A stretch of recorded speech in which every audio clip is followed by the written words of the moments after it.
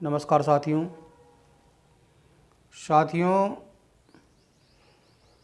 आज मैं मांगलिक दोष पर कुछ चर्चा करने के लिए आया हूँ। साथियों, वर्तमान में जो अब समय चल रहा है और ये सब जानते हैं कि ज्योतिष शास्त्र के प्रति हर वर्ग के लोगों का ज्योतिष के प्रति विश्वास तो बढ़ रहा है। लेकिन मैं उसकी वास्तविकता और उसे किस तरह उपयोग करना है या मैं उसे किस तरह से उपयोग कर सकते हैं या वे किस तरह से उनका ज्ञान ले सकते हैं,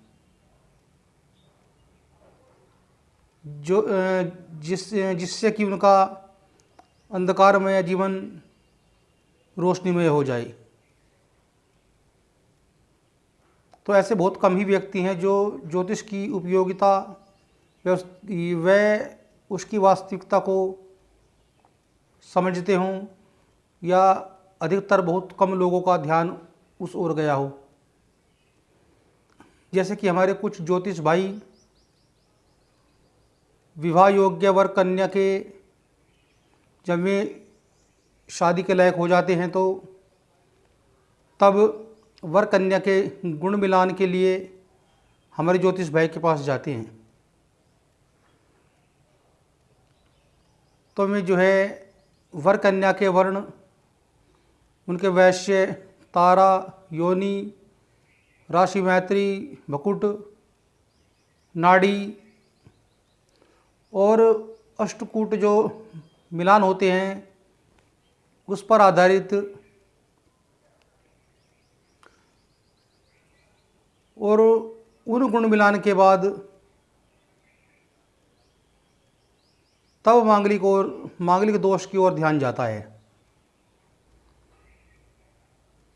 तब में मांगलिक दोष की ओर देखते हैं कि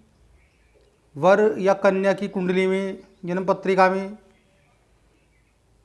प्रथम भाव, द्वादश भाव, चतुर्थ भाव, सप्तम भाव और अष्टम भाव पर मंगल की क्या स्थिति है या मंगल कहाँ बैठे हुए हैं और उसका परिहार। अगर जन्म पत्रिका में हमारे शनि सप्तम भाव पर, लगन पर, चतुर्थ भाव पर और नवम भाव और द्वादश भाव पर अगर शनि बैठे हुए हैं तो मांगलिक दोष का परिहार हो जाता है शनि के बैठने से। लेकिन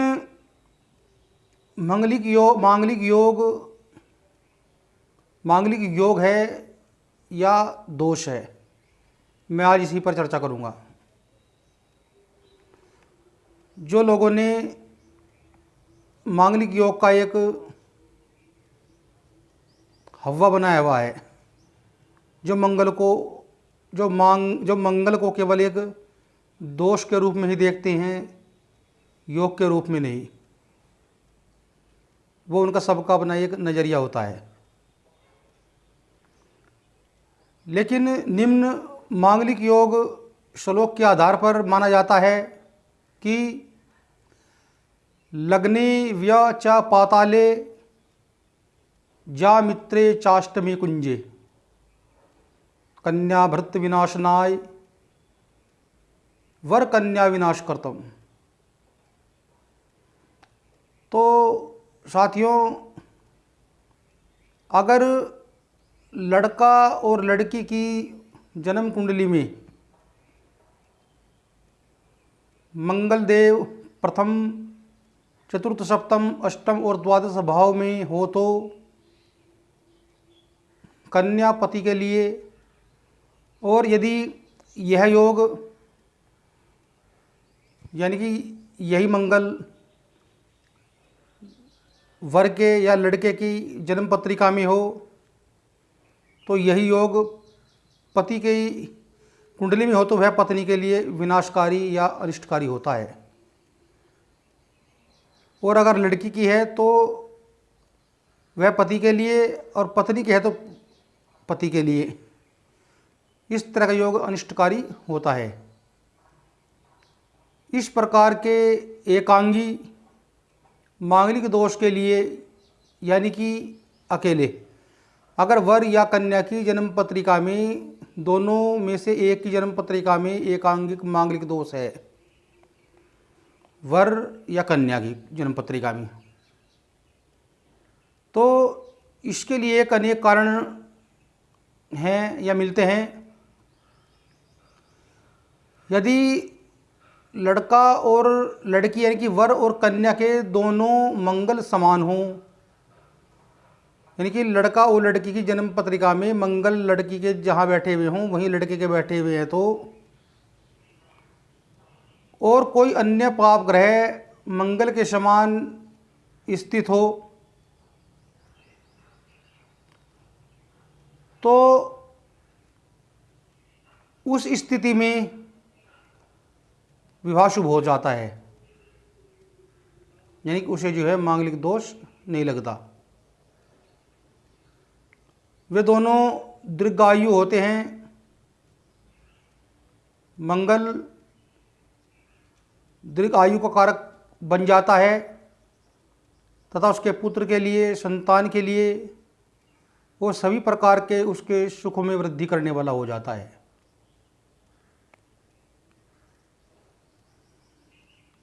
दूसरा, चंद्रमा और आपका शुक्र से भी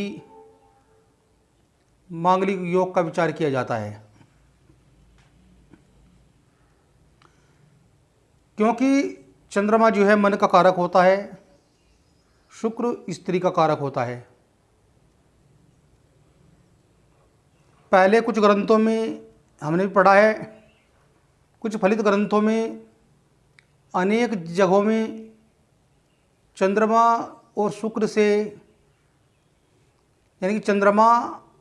या शुक्र से अगर पहले प्रथम भाव या चतुर्थ भाव या सप्तम या अष्टम भाव पर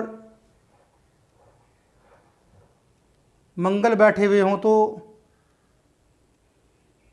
यह स्थिति बहुत अशुभ मानी जाती है, हालांकि चाहे वो मांगलिक की कुंडली हो या ना हो। चंद्रमा से चतुर्थ भाव में मंगल होने से जातक सुखहीन, उसे जीवन में किसी प्रकार का कभी सुख नहीं मिलेगा, वह हरदम भटकता फिरेगा।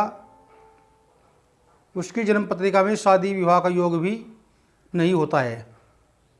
अगर हो जाता है तो ऐसा व्यक्ति अपनी स्त्री, अपने पुत्र को छोड़कर घर से गुम हो जाता है। वह दरिद्री और स्त्री की आयु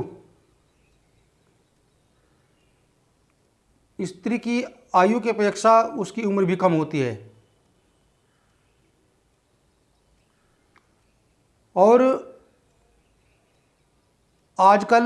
जो हमारे ज्योतिष भाई लड़की और लड़के के जन्म नक्षत्रों पर आधारित गुण मिलान के बाद जन्म कुंडली के मिलान का निर्णय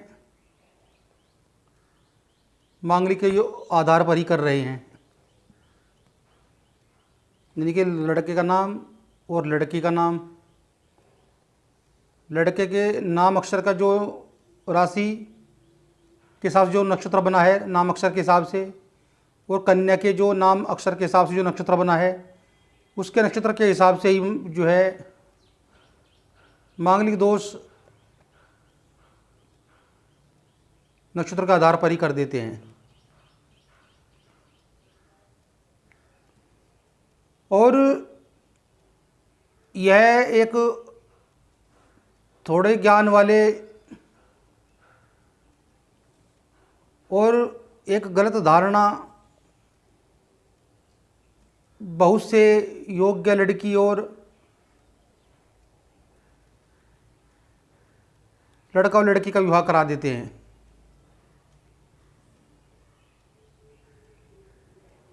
जिससे कि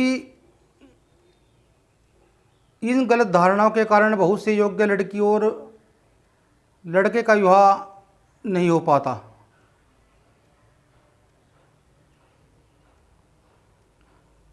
कई बार बहुत विवाह में देर हो जाती है, विलम्ब हो जाता है और बेमेल विवाह करा दिए जाते हैं, जिनसे उनका दाम्पत्य जीवन, उनका पारिवारिक जीवन नरक बन जाता है। उससे उसमें चाहे माता पिता हों या लड़की के माता पिता हों, वह जन्म पत्रिका छिपाते हैं जिसमें वह मांगलिक होता है या जिसमें वह मांगलिक नहीं होता है। और इस तरह का जो परिणाम होता है वह बहुत भयानक होता है। हमें कभी भी मांगलिक दोष वाली जन्म पत्रिका को कभी भी छिपानी नहीं चाहिए, क्योंकि ग्रहों का जो प्रभाव है वो तो वैसे का वैसे ही बना रहेगा, चाहे इसके लिए आपके पास जन्म पत्रिका हो या ना हो। क्योंकि मंगल का पूर्ण प्रभाव हमारे दाम्पत्य जीवन पर, हमारे पारिवारिक जीवन पर पड़ता है। अगर हमारे पास मांगलिक की जन्म पत्रिका है और उनका जो विवाह बिना मांगलिक वाले लड़के के साथ करा देने से उनका पारिवारिक जीवन, उनका दाम्पत्य जीवन तलाक में, विधुर योग या विधवा योग, इस तरह के योग मंगल बना देते हैं, तो लड़का लड़की के गुण मिलान करके और लड़की की जन्म पत्रिका का मांगलिक योग के साथ ही आप विवाह करें, यह उनके लिए बहुत शुभ रहेगा, अन्यथा बहुत हानिकारक प्रद रहेगा। मंगल का विचार या मांगलिक दोष के शुभाशुभ प्रभाव का निर्णय करते समय या उनका मिलान करते समय इन सभी बातों का ध्यान रखें, क्योंकि गुण मिलान के साथ साथ सातवां भाव हमारे ससुराल, हमारे जीवन साथी, और दूसरा भाव हमारे कुटुंब, हमारे परिवार का, एवं आठवां भाव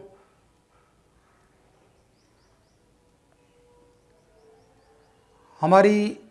जीवन का, हमारी आयु का, हमारे जो रोग भाव होता है, अष्टम भाव मृत्यु से संबंधित होता है। और इन भावों पर कोई पापी ग्रह या कोई नेष्ट ग्रह तो नहीं बैठा हुआ है, इसका विचार हमें अवश्य कर लेना चाहिए। अगर इन भावों पर कोई भी पापी ग्रह या कोई अनिष्ट ग्रह अगर इस भाव पर बैठा हुआ है तो हमें उसका विचार अच्छी तरह से कर लेना चाहिए। और चंद्रमा, शुक्र एवं बृहस्पति की स्थिति और जन्म पत्रिका में जो नवमांश कुंडली होती है, चलित कुंडली होती है, इन तीनों में जो है मंगल की शुभ स्थिति देखकर, मंगल की दशा अंतर्दशा देखने के बाद ही तभी हमें उसका अंतिम निर्णय लेना चाहिए।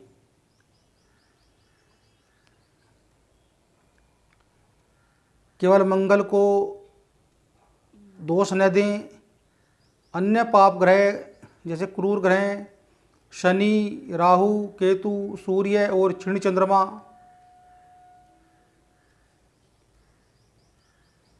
और को भी दोषी माना जाता है या में कुंडली में बाधक होते हैं, केवल मंगल ही नहीं। इसमें कोई संदेह नहीं है कि कुंडली में अगर